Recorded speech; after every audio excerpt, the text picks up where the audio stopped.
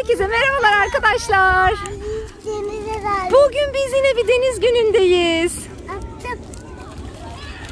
Ve bize çok güzel havlular geldi. Türk havluları ve %100 koton. Bugün denize girdikten sonra bunlarla kullanacağız değil mi Talya? Evet. Şimdi açıyoruz. Açtım bile ben. Bakayım aç seninkine. Talya şöyle bir sar bakayım kendine. Balık yakaladık. Balık mı yakaladınız? Göstersene Talya. Görünmüyor. Kumlu su diye gözükmüyor mu? Aa, gerçekten. Görüyor musunuz? Yengeç çıktı. Arkadaşlar. Köpek balığı bulduk. Biz bir tane köpek bulduk burada. Yüzüyor biliyor musunuz? Deniz yeleği de giydirmişler ona, can yeleği. Çok tatlı. Adı neymiş Talya? What's dog name? Tico. Tico. So nice.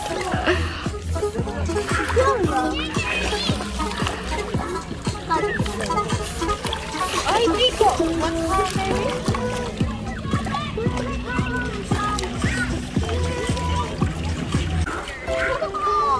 Çocuklar köpeği besliyor arkadaşlar.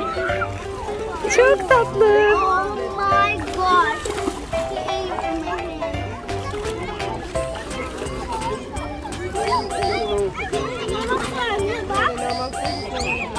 Aynı bizimkinin mamasından değil mi Talya?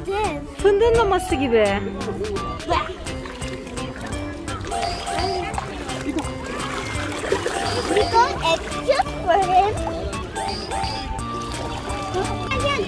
Talya, Tiko seni sevdi mi? Hayır. Tiko, denize gitmek yok. Hayır. Arkadaşlar hava çok sıcak. O yüzden köpekler de yüzüyor burada. Şimdi Tiko'nun ayrılma vakti geldi. Küçük köpekçik yüzerken biz de onun yanlarından gideceğiz. Alp gel. Hadi bekleyelim bakalım. Nasıl giyiyor can yeleğini? Niye çok güzel bir soru sor arkadaşlar. Niye?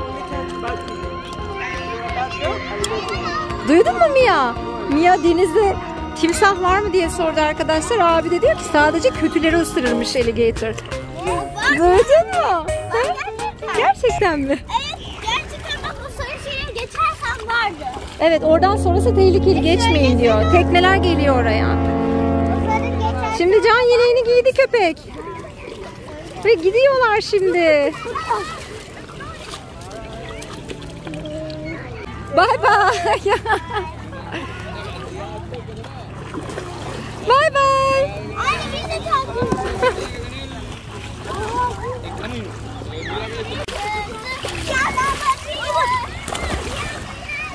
Talya'cığım artık çıkmanın vakti geldi. Hadi eve gidiyoruz. 5 dakika. Ne olur? Hayır, orada. Evet arkadaşlar. Deniz günümüzün sonuna geldik. Alp, ne kadar güzelmiş havlun. Talya, senin de öyle. Arkadaşlar bu havlular Wash Up Zone'dan aldık biz bunları. Türk havluları. %100 koton ve Miami'ye kadar geldi. Sevdin mi? Çok sıkıcı.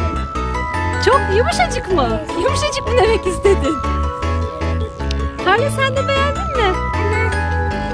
Bay bay arkadaşlar. Başka bir günde görüşmek üzere.